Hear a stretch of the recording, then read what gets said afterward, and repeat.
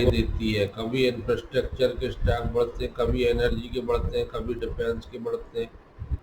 तो अभी जब तक इजराइल अमेरिका ईरान पे हमला कर रहे हैं, उनका युद्ध चल रहा है, डिफेंस सेक्टर और एनर्जी की कमी पैदा हो रही है, क्योंकि इराक एक बड़ा देश है और तेल और गैस की कमी की समस्या दिखाई दे रही है। तो आज स्टॉक मार्केट में एनर्जी थीम वाले स्टॉक बढ़ते हुए दिख रहे हैं। मैं समझता हूँ कि जब तक ये युद्ध संकट है, तब तक हमें एनर्जी थीम के अच्छे स्टॉक में पोजिशनल व्यू लेकर पैसा बनाया जा सकता। एक स्टॉक है गोदावरी पावर एंड इस्पात लिमिटेड। ये छत्तीसगढ़ में स्थित एक कंपनी है। छत्तीसगढ़ में बहुत ज्यादा इस्पात का कच्ची सामग्री पाई, इसलिए इस कंपनी को आसानी से अपने लिए जरूरी कच्ची सामग्री माइन से मिल जाती है और इसलिए इस स्टॉक ने मल्टी बैगर रिटर्न दिया है और आज 4-5% बढ़ा है। इस स्टॉक में अगर पोजिशनल व्यू 350 तक के टारगेट आसानी से आ सकते हैं।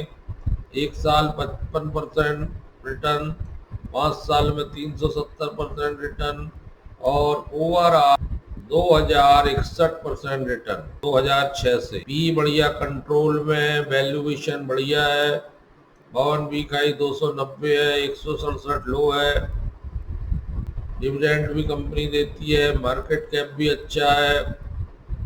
तो गोदावरी पावर और इस्पात क्वार्टरली रिजल्ट हालांकि थोड़ी प्रभावित हुआ था, 12% करीब ईयर टू ईयर रेवेन्यू कम हुई थी, लेकिन ये अल्पकालिक है।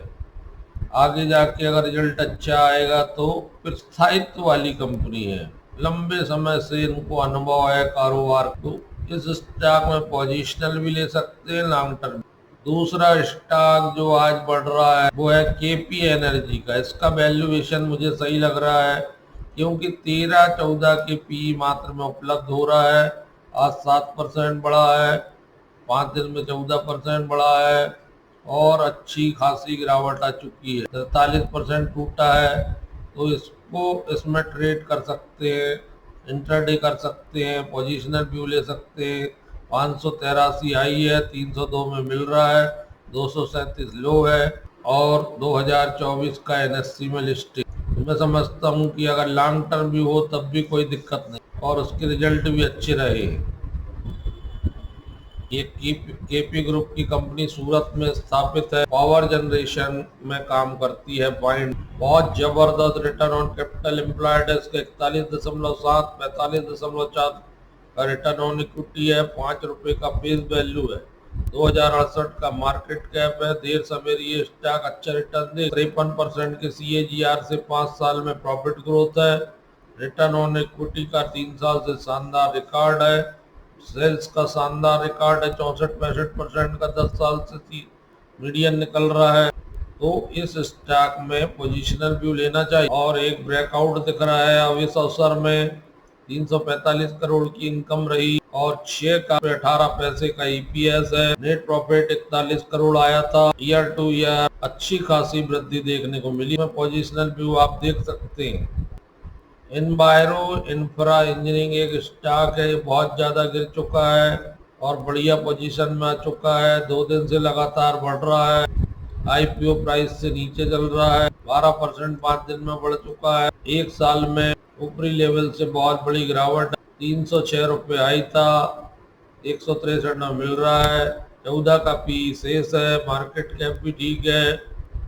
जबरदस्त रिटर्न ऑन इक्विटी 31-32 की है, 27-28 का रिटर्न इक्विटी है, 31.7 का रिटर्न ऑन कैपिटल एम्प्लॉयड है, 10 रुपए का फेस वैल्यू है। और एनवायरमेंट काम करती है, design, construction, operation, maintenance of water और वाटर वेस्ट ट्रीटमेंट की आवश्यकता हमेशा पड़ेगी। 102% की दर से CAGR है 5 साल से, प्रॉफिट 3 साल से 36% का रिटर्न ऑन इक्विटी का रिकॉर्ड है।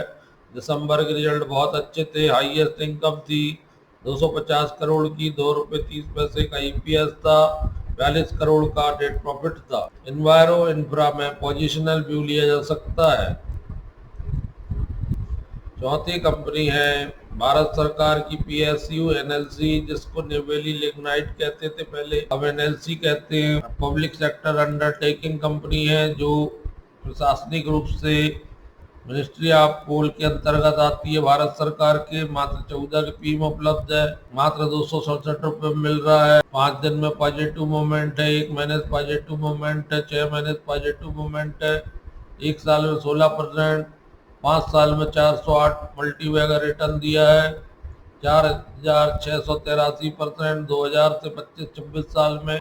इसको लंबे समय के लिए भी रखा जा सकता है क्योंकि ये प्रॉफिट मेकिंग है। ईयर टू ईयर रेवेन्यू मात्र 1% के आसपास बढ़ी थी। यदि लॉन्ग टर्म व्यू है तब भी रख सकते हैं, पोजिशनल व्यू है तब भी रख सकते हैं, इसमें अच्छा पैसा बनता हुआ दिखाई। दोस्तों, इन 4 बढ़े हुए शेयर जो आज का फेयर वैल्यूएशन लग रहा है मुझे, इन पर आप ट्रेडिंग कर सकते हैं, पोजिशनल व्यू ले सकते हैं, लॉन्ग टर्म के लिए रख सकते हैं।